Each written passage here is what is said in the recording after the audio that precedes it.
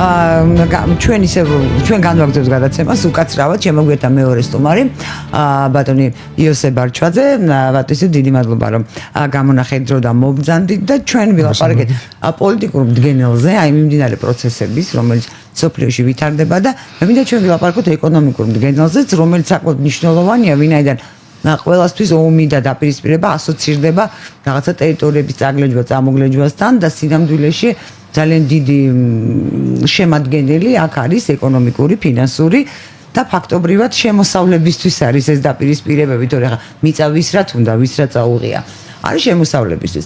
მესამე წელი დასრულდება უკვე და მეოთხე დაიწყება ალბათ ისეთი პერიოდი ჩანს უკრაინაში ომს და აი ამ 3 წლის განმავლობაში ერთი რომ გასაგებია გიგეუნებოდა რომ გრძელვადიანია ეს თქვა სანქციები და რუსეთი ჩამოიშლებაო, მაგრამ არ ვიცი რა ვადაზია გათლილი და არ ვიცით, მაგრამ როგორი ეკონომიკური ხეირი ნახავთ თქვა ამ შემთხვევაში ამერიკის შეერთებულმა შტატებმა, რომლისთვისაც ძალიან მნიშვნელოვანი იყო ევროპის როგორც გასაღების ბაზრზე დიდი გავლენა და იქიდან რუსეთისა და კონკურენტების ჩინეთის ჩამოშორება მართალია სხვადასხვა პროდუქციით, ხო?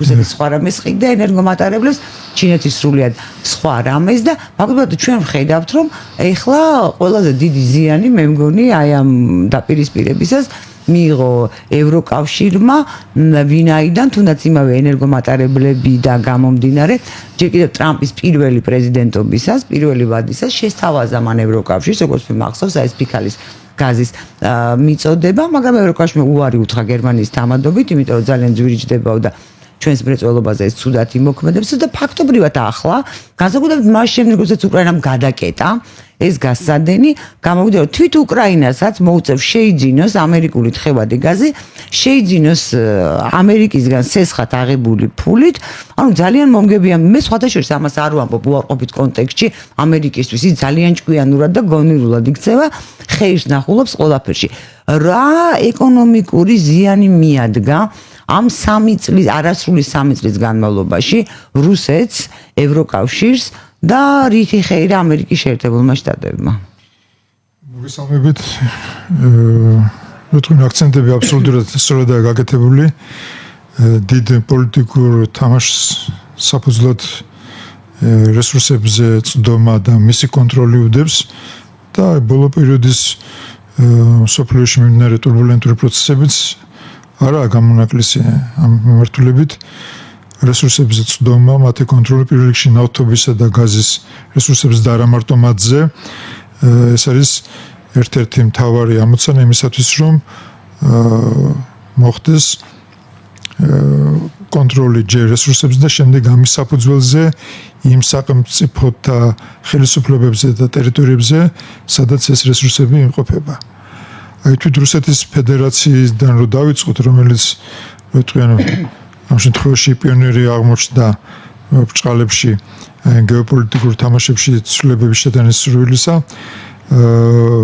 2022 წლის თებერვლამდე სადღეღამისო შემოსავალი ხასუსო სადღეღამისო ნავთობისა და გაზის ექსპორტიდან შეადგენდა $1.3 მილიარდ რუსეთისთვის დღეისათვის ეს მაჩვენებელი იმის გათვალისწინებით რომ იქ მოხდა ესე გადაჯგუფება ჩინეთისა და ინდოეთის მიმართულებით ეს მაჩვენებელი დავიდა 600 მილიონამდე. არა არც ისე ცოტაა განახება. არც ისე ცოტაა, მაგრამ ამ 600 მილიონიდან საკმაოდ დიდი ნაწილი მიემართება სამხედრო ოპერაციების წარმოებაზე.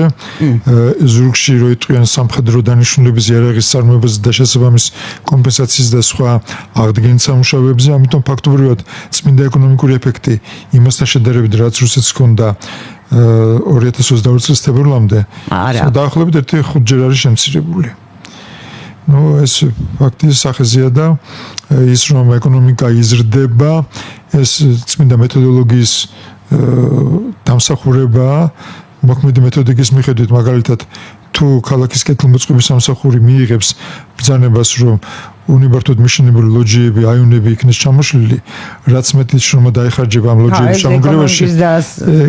ეს ნიშნავს, რომ გაიზარდა ეკონომიკა სინამდვილეში. ჩვენთანაც ასე იყო სააკაშვილის მმართველობისას რო 2007 წლის 7 ნოემბერს რო დარიგდა, რო იტყვიან ხელფასები პრემიები ამ დარბევაზე, ესეც დაემატა მთლიან შედარებით ჩვენ ეკონომიკა რაც მეტად გავილახეთ, მით მეტად წინ წავიდეთ.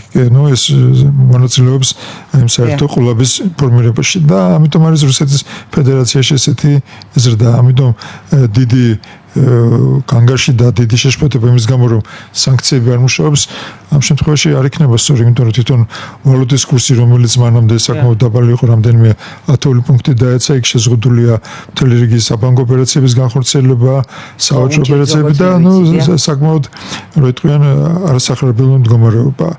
რაც შეეხება ევროკავშირს, ევროკავშირში მაგალითად რუსული გაზის წილი შეადგენდა დაახლოებით 40%-ს.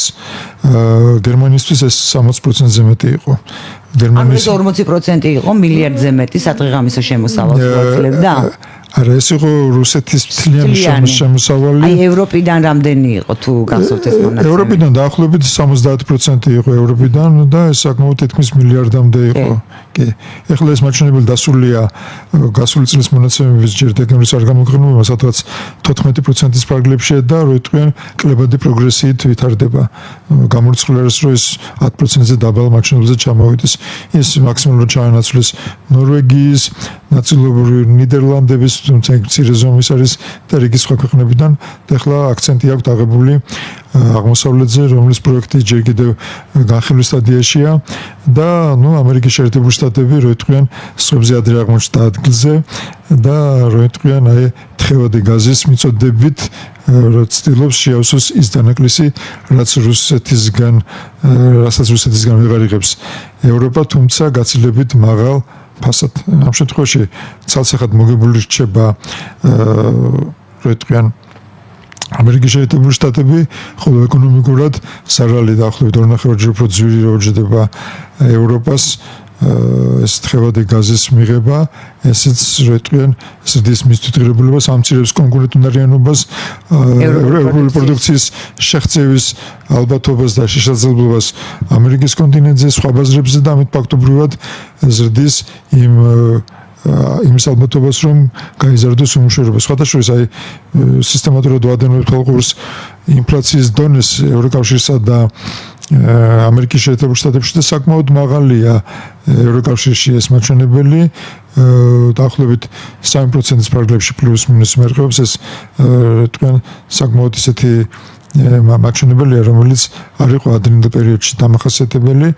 და ამ მხრივ რატომ საქართველოს მაჩვენებელსაც კი უსწრებს, ესე იგი როგორც ესე რაც უფრო განვითარებული ეკონომიკა მას შედარებით სხვა თანამედროვეებში უფრო დაბალი ინფლაცია უნდა კონდეს, მაგრამ ამ შემთხვევაში დაირღვა ეს კანონზომიერება იმის გათვალისწინებით. რამ გამოიწვია? სწორედ ის რომ ძირდება რატომ ძირითადი ენერგეტიკული რესურსი, ნავთობი, გაზი, მიწოდების ახალი რგოლები და ჯაჭვები ჩამოყალიბდა და ეს აძვირებს პროდუქციას ევროპისთვის. ევროპა იყო ორიენტირებული ენერგორესურსების მოხმარებაზე. ეხლა ამ შემთხვევაში მაგალითად საქართველოს იაფი ენერგორესურსი. საქართველოს არაა გამონაკლისი, მაგალითად დღეს ზუსტად სიმბოლურია რომ აი რო ვიანგარიშოთ საქართველოს მოპოვებული ნავთობის მთელი მოცულობა მის მოხმარებაში რომ დაიწყოს 1 იანვრის ღამის 12 საათზე ახალ წელს ზუსტად გვეყოფა 9 იანვრის 3 საათამდე და დაახლოებით მოიწურა საქართველოში მოპოვებული ნავთობის მარაგი. გაზზე კიდევ არის მდგომარეობა დაახლოებით 2 რიცხვამდე, აი 2 იანვრის დადგომისთვის მთლიანად დამოწურული იქნება ის რესურსი, რაც ჩვენ გვაქვს. დანარჩენი უკვე აბსოლუტურად იმპორტზე დამოკიდებული. თუმცა ესეთი ძიმე მდგომარეობა ევროპას არ აქვს, იმიტომ რომ აქვს საკუთარი რესურსები, იქ ცალკე გაერთიანებულ სამეფოებს ახსენები უკვე ნორვეგია, ნიდერლანდები და ასე შემდეგ. თვითონ უკრაინას მოიპოვებს საკუთარი წეღიდან გაზ, მაგრამ მათი მოხმარება გაცილებით მეტია ვიდრე ჩვენ და ვიდრე ესე იგი სჭირდება ადგილობრივ წარმოებას. მთლიანად გლობალურ ბაზარს რო შევხედოთ, აი აქ საკმაოდ საინტერესო სურათი იკვეთება იმის გათვალისწინებით, რომ აი ნავთობის წარმოებიდან ექსპორტი დაახლოებით 2/3-ზე მიდის, ესე იგი, რაც იწარმოება მსოფლიოში, იმის 2/3 მიდის ექსპორტზე სხვა ქვეყნების მოხმარებისათვის. გაზზე, გარკვეული სპეციფიკის, იქ ტრანსპორტირების ფორმების შეზღუდულობის გამო ეს დაახლოებით 1/3-ის დონეზეა, მაგრამ ისიც საკმაოდ იზრდება. მაგრამ რო ავიღოთ ღირებულებით ფორმით, ეს საკმაოდ დიდი მოცულობის რესურსია, მაგალითად, აი ნავთობის ექსპორტის წლიური მოცულობა რო გადავიყვანოთ ღირებულებაში, ეს არის დაახლოებით იმდენივე, რამდენსაც აი რო ავიღოთ პირენეის ნახევარკუნძულის ორი დიდი სახელმწიფო, ესპანეთი და მისი მეზობელი პორტუგალია ჯამში, რასაც აწარმოებენ, იმდენის აი სასაქონლო ნავთობის რეალიზაცია ხდება მსოფლიოში და მისი საკმაოდ სოლიდური ნაწილი მიმართებოდა ევროპაში. ასეთ პირობებში ნავთობის გაძვირება საკმაოდ რო იტყვიან ნეგატიურ გავლენას ახდენს პროდუქციის თვითღირებულებაზე და მიმეორებ ამცირებს ადგილობრივი წარმოებული პროდუქციის კონკურენტუნარიანობას. და ბატონო, თვითონ აი აღმოსავლეთში მოპოვებული ენერგომატარებლების სად მიდის? აი აღმოსავლეთის მდიდარ ქვეყნებში, ხო? აი ოპეკის წევრი ქვეყნები, რომლებიც ადგენენ ნავთობის ფასს. ის მათი მუშტარი ვინ არის, ასე ვთქვათ? იქ რო იტყვენ ეს მაჩვენებელი მე რო დაგესახლეთ 2/3 გაცილებით მაღალია, ისინი ძირითადად ექსპორტზე მუშაობენ, იმიტომ რომ საკუთარი მრეწველობა ისე დივერსიფიცირებული ჯერ მხოლოდ ახლა ყალიბდება ამ რეგიონში და რო იტყვენ ისინი ძირითადად მწარმოებლები და მიმწოდებლები არიან. და რო იტყვიან ფასის ზრდა ავტომატურად ზრდის მათ შემოსავლებს და უზრუნველყოფს რო იტყვიან საკმაოდ რო იტყვიან scale მარჟას მოგების.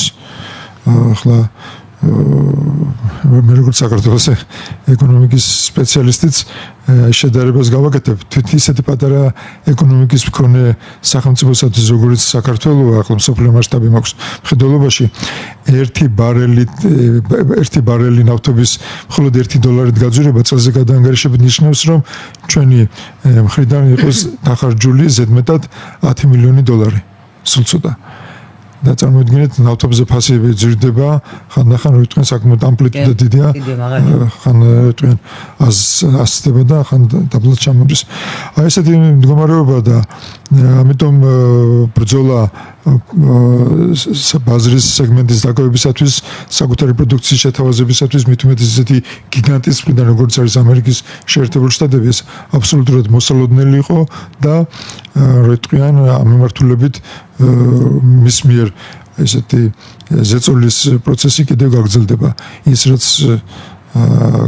ის განცხადებები რაც ბოლო პერიოდში პრეზიდენტად არჩეულმა ტრამპმა გააკეთა ახალი ტერიტორიებზე შეერთების თუ შტატებად გამოცხადების თაობაზე ამაზე ხარ რა არის გასაღიმებელი მაგრამ რა თქო ეს არის წარმოუდგენელი რაღაც არის და მეღიმება ხო იქ იყო ალბათ მიაქცევით ყურადღება საფრანგეთის საგარეო საქმეთა მინისტრის მკეთრი განცხადება ამის თაობაზე რომ ევროკავშირის საკმარისი ძალა რომ დაიცვას თავისი აი ამ გაერთიანების შემოვლელი ქვეყნების სუვერენიტეტი იქ კანადის პრემიერ-მინისტრი ტრუდოს განცხადებაც ცოტა ეს იყო იტყვიან აურზაურის ალხინეთში პირობითად რო ვთქვათ ესეთი მდგომარეობა ხო მაგრამ ჩვენ ხო ვიცით რომ კანადის პრემიის ძალა არ აქვს და არც საფრანგეთს აქვს იმის ძალა ვინმე და რამე დაიცვას ხო ყოველ შემთხვევაში ესე გამოდის რომ ეს თვითონ ამ სამხედრო პოლიტიკური ორგანიზაციის შიგნით მიდის ასე დაჭიდილი განსხვავება და ნორიტყვიან არგუმენტის ძალის ნაცვლად ძალის არგუმენტი გამოდის სინოპლანზე ეს რა თქმა უნდა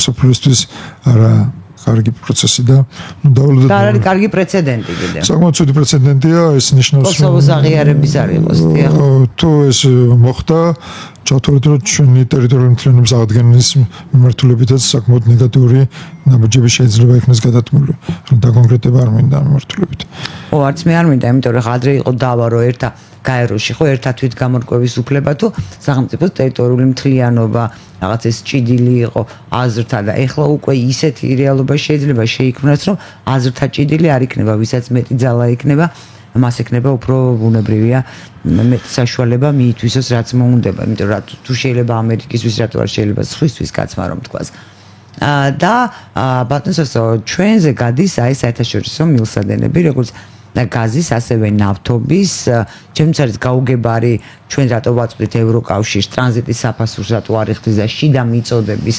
ტარიფით რატომ მიეწოდება ის იყო ევროასოცირების მოთხოვნა, მაგრამ ჩვენმა პარლამენტმა გაუკეთა რატიფიცირება, შეეძლო არ გაეკეთებინა რატიფიცირება, დალოდებოდა, როცა გავწევრიანდებოდით ევროკავშირში, იმიტომ რომ გაუგებარია ჩემთვის ჩვენი სატრანზიტო ფუნქცია, რატომ უნდა დაიკარგოს, ჩვენ აქედან გვაქვს შემოსავალი. ამ მილსადენში, რაღაც გარკვეული რაოდენობა გაზის გვეკუთვნის უფასოდ, გარკვეული შეღავათიან ფასას უნდა წლების მიხედვით ეს შეღავათიანი ფასი იცვლება, იზრდება გატარებული გაზის ოდენობა, ნავთობჯეჯები თავს ვანებებ, გატარებული გაზის ოდენობა იცის, შესაბამისად ეს შეღავათიანი უფასო ისიც იზრდება, მაგრამ რაღაცნაირად ეს არ აისახება ჩვენს ეკონომიკაზე, რა ძალიან ცუდია, იმიტომ რომ კონკურენტუნარიანი არ არის, ადგილობრივი ბაზარი ვერ ვითარდება, ადგილობრივი წარმოება ვერ ვითარდება.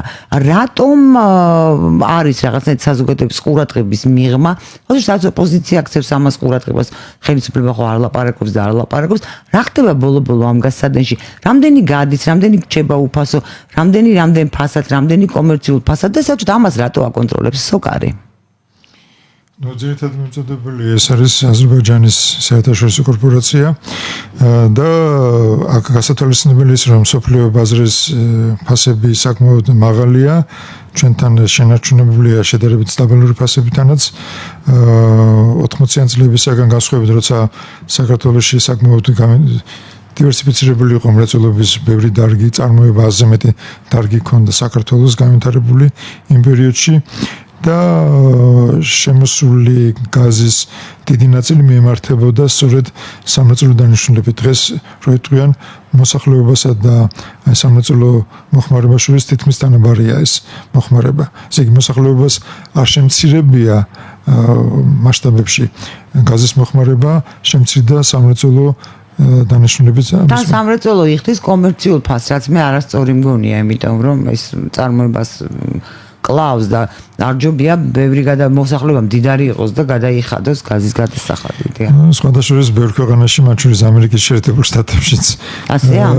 აბსოლუტურად პირიქით არის იგივე ელექტროენერგიის მოხმარება, რომლის წარმოებაშიც გამოიყენება, რა ვიტყვენ, აი ბუნებრივი აირიც. ტარიფი ესეთია. მოსახლეობის ტარიფთან შედარებით მრეწველობა იხდის მხოლოდ 60%-ს. ტრანსპორტი, კავშირგაბმულობა, მშენებლობა 75%-ს, ვაჭრობა და მომსახურება 85%-ს.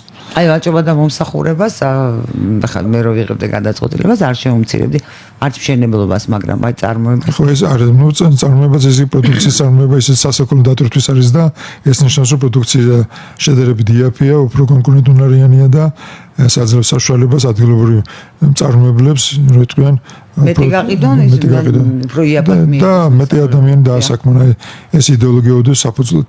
ჩვენთან პირიქით 90-იან წლებში მძიმე ვითარებაში თითქოს და შეღავათი გაუწიეთ მოსახლეობას, რომ აი დაბალი სიმბოლური ტარიფებით დავიწყეთ დენისა და გაზის მიწოდება, მაგრამ ამას საბოლოოდ მოსპო მოკლა მრეწველობა და მრეწველობის ბევრი დარგი საქართველოში. და იგივე წყლის ის არის ტარიფი არის ისეთი კერძო სექტორისთვის მე არ ვიცი ცეცხლო გეკიდებოდეს იფიქრებს კერძო სექტორი დაგასხას თუ არა წყალი. ხო იგივე დამოკიდებულებაა. ყველა ჯვარი წერია. ეს არ უნდა გადაიხედოს.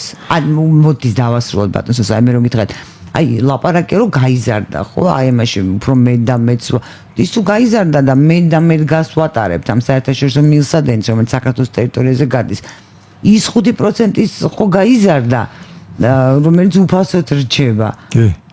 და კაი მოსახლეობას არ უიაფებ წარმოებას მაინც რაღაცნაირად გაუიაფე ეს აი ჩემთვის გაუგებარია რატომ არის მიჩუმათებული ეს საკითხი და მიჩუმათებული ხო ოპოზიციის მხრიდანაც. მეტყობა ევროპაში თუ გინდა აი ეს უნდა გაარკვიოთ ეს უნდა იყოს გამჭვირვალე ჩემი აზრით. რა თქმა უნდა ეს რიტმის სისტემური მიდგომა უნდა შეეცვალოს სამმართველობით და აუცილებელია რომ კომერციული დატვირთვის რიტმიან გაზის ტარიფი იყოს შედარებით შეღავათი იმისათვის რომ ადგილობრივი წარმოებას ჰქონდეს შანსი შესაძლებლობა ღირსეული კონკურენცია გაუწიოს არათუ უცხოურ არამედ ადგილზე წარმოებულ ერთობლივ საწარმოების და რიგი სხვა იურიდიული პირების მიერ განხორციელებულ აქტივობებს. წინააღმდეგ შემთხვევაში ჩვენ ვიქნებით სხვაგან შექმნილი დოვლათისა და რესურსების უტილიზაციის ადგილი. ესე იგი, ჩვენი შრომითი რესურსების გავლენ უცხოეთში, იმიტომ რომ აქ სამუშაოს ვერ ნახავენ იმის გამო, რომ დაბალია ადგილობრივი წარმოების კონკურენტუნარიანობა და ვერ აწარმოებენ ისინი პროდუქციას, იძულებული ხდებიან ასეთი ადამიანების შრომითი მიგრაციაში წავიდნენ უცხოეთში და იქიდან გადმოგზავნილი თანხით შეეძინონ ისე უცხოური საქონელი და რა მოხდება საქართველოს დაემსგავსება დიდ მეგა ერგნეტს პირობითად რო ვთქვათ, სადაც მოხდება პირობითად იტალიაში ნაშრომი ამ საბერძნეთიდან გადმოგზავნილი თანხით თურქული საქონლის შეძენა, საქართველოში მოხდება ამ საქონლის მოხმარება, მაგრამ ფული გავა მის თურქეთში და მოახდენს ეკაური ფისკალური სისტემის გაძლიერებას. ეს შეიქმნება შესაბამისი სამუშაო ადგილები უცხოეთში. არის გაანგარიშებები, რომლის მიხედვითაც პირობითად 1 მილიონი დოლარის იმპორტირებული საქონლის ნაცვლად თუ მოხდება მისი ჩანაცვლება იმავე სიდიდის ადგილობრივი პროდუქციით, ჩვენ შეგვიძლია საქართველოში დამატებით შექმნათ სულცოდა 20-25,000 საშუალოზე მაღალკვალიფიციური სამუშაო ადგილი მაღალი ანაზღაურებით, საშუალოზე მაღალი ანაზღაურებით. ახლა წარმოიდგინეთ საქართველოს ყოველას $1 იმპორტზე ექსპორტი შეადგენს მხოლოდ ყველაზე საუკეთესო მაჩვენებელი იყო $47. ამ $47 შედის რეექსპორტის, რომლის მოცულობა ამგვარი ექსპორტი, იმპორტი. და თუ ავიღებთ მხოლოდ მაგალითად ადგილობრივ წარმოებას და რეექსპორტის ორივე კომპონენტის შემოტანას და გადანას გამოვიწყოთ, ეს დაახლოებით 30%-მდე თუ იქნება. ეს ასნიშნავს, რომ ჩვენ ადგილობრივი წარმოებით როიტყვიან საკმაოდ მოკრძალებული ადგილი გვიგავია მსოფლიო ბაზარზე და შესაბამისად ამის ერთ-ერთი მიზეზი არის ის არაშორსმჭრელი ეკონომიკური პოლიტიკა, რის გამოხატულებასაც წარმოადგენს სწორედ ესეთი მაღალი ტარიფები ენერგორესურსებზე. არადა ეს არის როიტყვიან მამოძრავებელი ძალა, რომელსაც მოძრაობაში მოყავს ეკონომიკის ყველა სეგმენტი და სექტორი. ბატონო, აი ყოფილ საბჭოთა სახელმწიფოებში როგორ არის ეს ამბავი? აი ტარიფების იმათში არა, სადაც მოიპოვებენ მაგალითად აზერბაიჯანში ან თქვათ შუა აზიაში. აი როგორ არის სომხეთში, ან იქაც ასეთი მაღალი არის ტარიფები? სომხეთშიც საკმაოდ მაღალი ტარიფებია, თუმცა იქ როგორ არის, ესე იგი ჩვენგან განსხვავებით აქციზური განაკვეთების შედარებით დაბალია და ეს უზრუნველყოფს პროდუქციის აი ამ კომპონენტის თვითღირებულების შედარებით ნაკლებობას. ანუ ჩვენ ვატარებთ ტრანზიტივად ენერგომატარებლების წყალი ჩვენი გვაქვს და საკმაოდ ბევრი და სომხეთში უფრო ნაკლებია მაინც ჩვენთან შედარებით ტარიფები? ხო, იმიტომ რომ მაგალითად ჩვენთან თითოეულ ტონა იმპორტზე დაახლოებით 450 იყო ბოლო მონაცემებით გადასახადი. ეს ბიუჯეტი კი ივსება, მაგრამ სამაგიეროდ ძირდება პროდუქცია თვითღირებულება. და ამიტომ არის რომ გიგვირს რატომ არის საქართველოს გავლით კატარნილი სომხეთში ნავთობი გაცილებით უფრო ეფექტის ბენზინი ვიდრე ჩვენთან.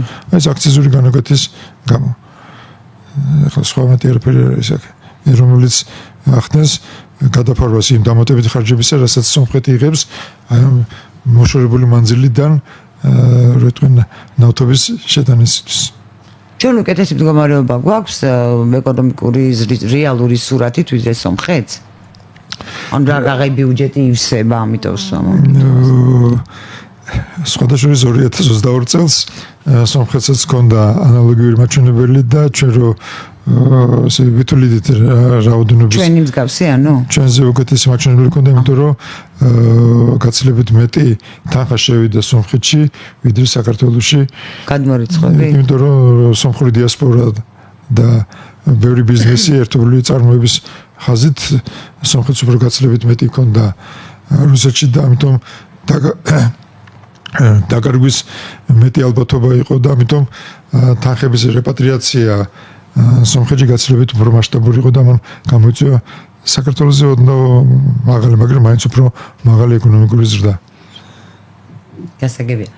და როგორ ფიქრობთ ბატონო ჩვენ ხავის შეუძლებელია რა მთავრობის ხელისუფლებების ამ ხელისუფლების წინა ხელისუფლების ეკონომიკურ გუნდში ვერ ხვდებოდნენ ან არ იცოდნენ რომ ეს მაღალი ტარიფები ელექტროენერგიაზე, გაზზე, წყალზე ძალიან ვნებს ადგილობრივ წარმოებას, კი ბიუჯეტი ივსება, სულ სხვა რაღაც ვთქვათ, აი ამ აქციზებით, რაც არის ვთქვათ, იგივე ნავთობზე, ხო თუ არ ვცდები, ასევე ბენზინზე, უფრო ზუსტად, ასევე ვთქვათ, აი თამბაქოს ნაწარმზე და ეს ბუნებრივია ბიუჯეტს ავსებს, მაგრამ იმავდროულად ეს საშუალებას არ აძლევს ქვეყნის ეკონომიკას განვითარდეს და იყოს აიძულებს იყოს დამოკიდებული გარე ფაქტორებზე. მე არ მჯერა რომ მათ ეს არ ესმით. საკუთარი ინიციატივით არ აკეთებენ ამას, რომ ხელისუფლება ფიზიკი მისცენ საქართველოს ეკონომიკის განვითარებას თუ რაღაცა შეთქმულების თეორია მართლაც და რაღაც არ უნდა განვითარდეთ. არა რომ გონია რაიმე შეთქმულების თეორიას კონდეს ადგილი, უბრალოდ მართვის ხელოვნება და ფილოსოფია გულისხმობს როგორც ტაქტიკური გადაწყვეტილებების მიღებას, ისე სტრატეგიულ ხედვებს და შესაბამის მოქმედებას და როიტყვიან იმდენად რო შევადაროთ ხელისუფლების მოქმედება პირობითად ლოს-ანჯელესის ხელისუფლების მოქმედებას, რომელიც ერთდროულად 4 ადგილზე იბრძვის ხანძარს და როიტყვიან აი მიმდინარე როიტყვიან გადაწყვეტილებების და რაღაც ამოცანების გადაჭრით არის დაკავებული და უფრო მასშტაბური ხედვებისა და პროცესების განხორციელებაზე რესურსის შედარებით ნაკლებად რჩება. მე არ ვიტყოდი რომ ახლა მხედველები არიან, მაგრამ უბრალოდ მთელი რესურსი არის მიმართული იმისკენ რომ მოხდეს აი ყოველდღიურად წარმოქმნილი პრობლემებისა და გამოწვევებისადმის გამკლავება და ადეკვატური პასუხის გაცემა და როიტყვიან ეს შედარებით როიტყვიან შორეულ და უფრო მოშორებულ ამოცანა დაუქვთ დასახული. აი ესე იგი ის რომ ჩაეყაროს საფუძველი ეს მაინც ხელისუფლების ცვლილების დემოკრატიული წესი იწვევს ამას რომ არჩევნები არის გარკვეულ წელიწადში ერთხელ 4 წელიწადში ერთხელ 5 წელიწადში ერთხელ ადგილ თვითონ 3 წელიწადში ერთხელ რომ გრძელვადიანი პროექტები არ იგეგმება, იმიტომ რომ მათ შედეგს იმ ერთ ვადაში ვერ ნახავ და ამიტომ ჯობია რომ ლოკალური და მიმდინარე პრობლემები გადაწყვეტო, მაგრამ ეს ხედვა ხო მაინც ანტისახელმწიფოებრივია, არასახელმწიფოებრივია ასე ვიტყვი. ხედვები არსებობს, ესე იგი ჩვენ ვაპირებთ რომ როგორ გაიზარდოს თქვა საქართველოს სახელმწიფო ბიუჯეტი 2028 წლისთვის რამდენი უნდა იყოს საშუალო ხელფასი, მთლიანი ეროვნული პროდუქტი მოსახლეობის ერთ სულზეს ქართულმა ოცნებამ წინა საარჩევნო პროგრამის სახით წარმოადგინა და გააცნო საზოგადოებრივობას, მაგრამ როიტყვიან ერთი არის გაცხადება და მეორე არის მისი განხორციელების გზები და ის გარემო, რომელშიც ხდება ამ პროცესის მიმდინარეობა. ხელისუფლებამ არა მარტო დანერგოს განაცხადოს მიზნები, არამედ უნდა შექმნას ის გარემო, რომელიც იქნება მაქსიმალურად ხელსაყრელი აღნიშნული პროცესის განხორციელებისათვის და ამ მიმართულებით როიტყვიან ერისა და ბერის ერთობლივი ძალისხმევა საჭირო. აი ერმა და ბერმა რა უნდა გააკეთოს? ერმა და ბერმა როიტყვიან თავის საქმე უნდა აკეთოს, იცოდეს თავისი ადგილი, თავისი როლი და მნიშვნელობა არა მარტო საკუთარი თავისა და ოჯახის მიმართ, არამედ სახელმწიფოს წინაშე და ის მორალური ვალდებულებებიც, რაც მას როგორც ამ ქვეყნის მოქალაქეს აკისრია და ფიქრობ ამ მიმართულებით თუ ყველა იქნება შესაბამის სიმაღლეზე, ეს გაცილებით მეტი შედეგის მომტანი იქნება, უფრო მეტ სტაბილურობას შემოვიდანს საზოგადოებაში. და ისევ გადამიმეცებ თუ შეიძლება ის მსოფლიო ეკონომიკაში აი ჩინეთს აქვს პრობლემები ეკონომიკურიო, ხო ამბობენ. და ჩვენ ვიცით რომ იგივე ტრამპის პირველი პრეზიდენტობის დროს ტრამპმა დაიწყო ეგრეთ წოდებული ეკონომიკური ომი ჩინეთთან. ახლა თუ არის მოსალოდნელი ეს დაპირისპირება და როგორ შეიძლება ეს აისახოს აი მსოფლიო ეკონომიკაზე? რა თქმა უნდა, არათუ მოსალოდნელი, არამედ მაღალი ალბათობით ეს ალბათ მოხდება თვით იმის გათვალისწინებითაც, რომ ტრამპი არ აპირებს დაინდოს თავისი უშუალო სახმელეთო მეზობლები სამხრეთით მექსიკა და ჩრდილოეთით კანადა. აპირებს მათთვის 25%-იანი და ევროკავშირისთვისაც. და ევროკავშირისთვისაც. გახსოვს მისი ყვახე განცხადება ბრიქსთან დაკავშირებით, იქ დოლარის როიტყვიან საგადამხდელო საშუალებაზე, გამოყენებაზე, უარის თქმის თაობაზე და როიტყვიან ამ მიმართულებით ჩინეთი როიტყვიან არ ამოვარდება ამ ტრამპის ზოგადი სამიზნეებიდან და ალბათ მოგვიწევს უყუროთ როგორ იქნება დაპირისპირება, იმიტომ რომ ამერიკის ინტერესების რეალიზაცია გულისხმობს ჩინური იაფის აქუნის ექსპანსიის შეზღუდვას ამერიკის შიდა ბაზარზე და ამას რა ტექტონიკური ძვრები მოყვება ამას დავინახავთ. თუმცა ამასთან დაკავშირებით ერთი საინტერესო პარალელის გავლება ჩვენ დასავლეთიდან ბოლო პერიოდში ბევრს გვაკრიტიკებენ ჩინეთთან ურთიერთობების თაობას და თვით ამერიკის შეერთებული შტატების სავაჭრო ბრუნვა ჩინეთთან მოსახლეობის ერთსულზე გაანგარიშებით არის დაახლოებით 3-ჯერ უფრო მეტი ვიდრე საქართველოსი. ესეც რო თქვენ ცნობის მაჩვენებელი. იმიტომ რომ იმათ ბევრი ფული აქვს ნეტა. ელა ბევრი ფული აქვს თუ ყოველ შემთხვევაში გამოდის რომ თითოეულ ამერიკულ ოჯახში 3.5-ჯერ მეტი ჩინური საქონელი არის ვიდრე საქართველოში. და როდესაც დაიწყო როგორც ბატონო ჩინეთი პრინციპში აი ამ ვირტუალურ გაყიდვებზე არის გადართული ხო ამ ბოლო დროს კი არა ხო რაც ეს დაინერგა ბუნებრივია ბოლო დროს დაინერგა გასაგებია აი ამისი აკრძალვაც მოხერხდება ამას ესეც აიკრძალება არა აკრძალვას არ იქნება ადგილი ინტერნეტ გამოწერებს ინტერნეტი არა იქნება შეიძლება გარკვეული ტარიფები იქნეს საბაჟო ტარიფებით მოხდეს დარეგულირება რომ გამოწერა იმდენად არახელსაყრელი იყოს ფასის მხრივ რომელიც როცა მე მომხმარებელი ამჯობინებს ადგილობრივი წარმოების პროდუქციის შეძენას ჩინეთიდან მის გამოწერასთან ნაცვლად. და ჩინეთის ბაზარი ამ შემთხვევაში თუ ჩინეთს არ ექნა ბაზარი ეს ძლიერი დარტყმა იქნება ჩინეთის ეკონომიკისთვის.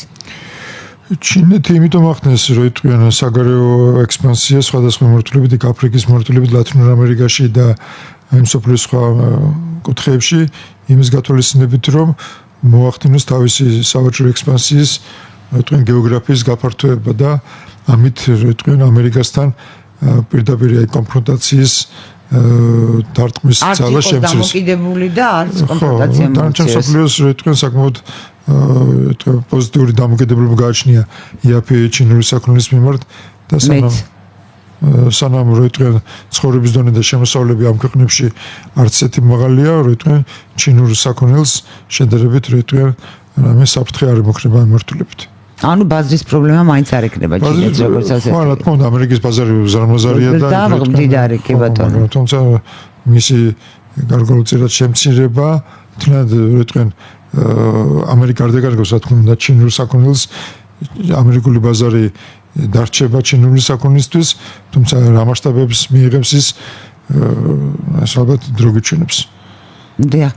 და თქვა 2025 წელს თუ ისევ გაგრძელდა საომარი მოქმედებები აი აქ თქვენი პროგნოზი როგორია ისევ გაგრძელდება ამერიკის შეერთებული შტატების მიერ ეკონომიკური ხეირის მიღება ამ ომიდან და დამძიმდება ევროკავშირის და უკრაინის თავისთავად რუსეთის ეკონომიკური მდგომარეობა ხო რა თქმა უნდა აქ რო იტყვიან ევროკავშირის რო იტყვიან მდგომარეობას რო იტყვიან ბედს ალბათ ბევრი არ ისურვებდა იმიტომ რომ აქ გამოდის ესეთი რა იტყვიან გამშვერებელს უფრო მეტი ხდება ესე იგი ფაქტობრივად უკრაინა იღებს შეერაღებას ევროპიდანაც და ამერიკიდანაც მართალია რო იტყვიან ცოცხალი სამხედრო ძალით უწევს მათი გამოყენება მაგრამ ეკონომიკურად ზარალდება საკმაოდ მაღალი მასშტაბით.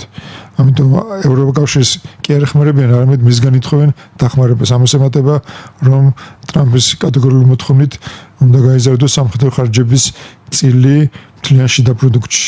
ევროკავშირის ქვეყნებში ჯერ 2%-იანი ზღვარიც უჭირდა, ახლა საუბარი არის არათუ არამედ 5%-იან მეჯნაზე, რაც საკმაოდ წარმოუდგენელია და არ მგონია ეს შესრულდეს, მაგრამ ყოველ შემთხვევაში ეს რო იტყვიან მოწოდება უკვე გაჟღერებულია და ამ მიმართულებით ალბათ გარკვეული ნაბიჯები იქნება გადადგმული. ანუ ეს კიდევ ერთხელ გამოიწვევს პროდუქციის გაძვირებას და ევროპის ეკონომიკისათვის იქნება საკმაოდ რთული წინააღმდეგობები წახსოვსე წელი. ნახოთ. ბატონო ძალიან დიდი მადლობა. ძალიან დიდი მადლობა ჩვენს მაყურებელს. ჩვენი გადაცემა დასრულებულია. ჩვენ ინტერნეტში შევხვდებით ხვალ. ბუნებრივია ამავე ადგილას 14 საათზე და 10 წუთზე ნახვამდის.